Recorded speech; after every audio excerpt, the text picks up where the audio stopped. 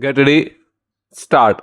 Mr. Vice Chairman, the Honorable Minister has explained in detail the implications of this bill. I may point out that I am in fullest agreement with the principle that if there is any tax evasion or there are certain facilities in considering the assessment of any particular person, it may be transferred from one income tax officer to another income tax officer. It is but natural that in this complicated business of assessment, if particular trades and particular manufacturing concerns are properly assessed by one particular income tax officer, there will be great facility. Insofar as this power was possessed by the commissioners of income tax and the Central Board of Direct Taxes to transfer pending cases from one income tax officer to another, there need be no objection against it. But let us carefully examine the implications of this change. There is a case pending before an income tax officer about an assessment for a particular year. The whole file is transferred to another income tax officer.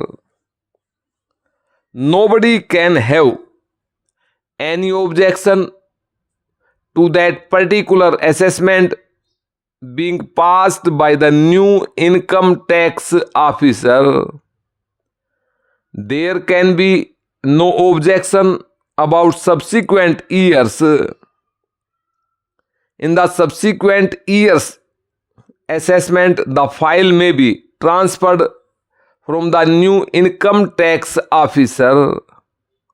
But the objection I have is that an income tax officer may rank up the assessment of previous years. There also, if there has been evasion, if there has been dishonesty, there are other methods. The commissioner could have appealed to higher authorities, I mean the appellate tribunals, the appellate assistant commissioners, etc.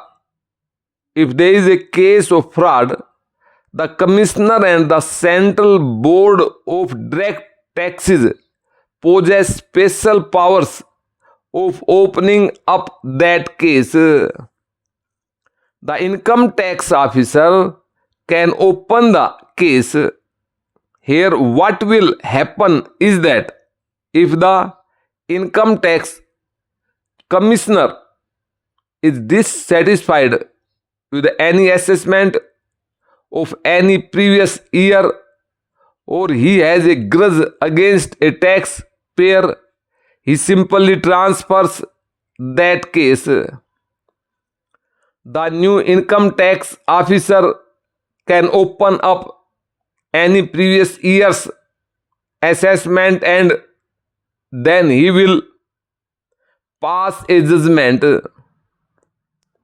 Supposing the income tax commissioner is dissatisfied even with that judgment, he again transfers the case to a third income tax officer.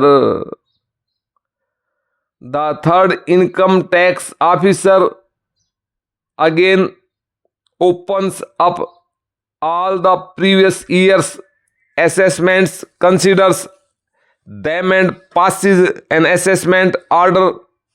Thus he goes on transferring from one to the other officer.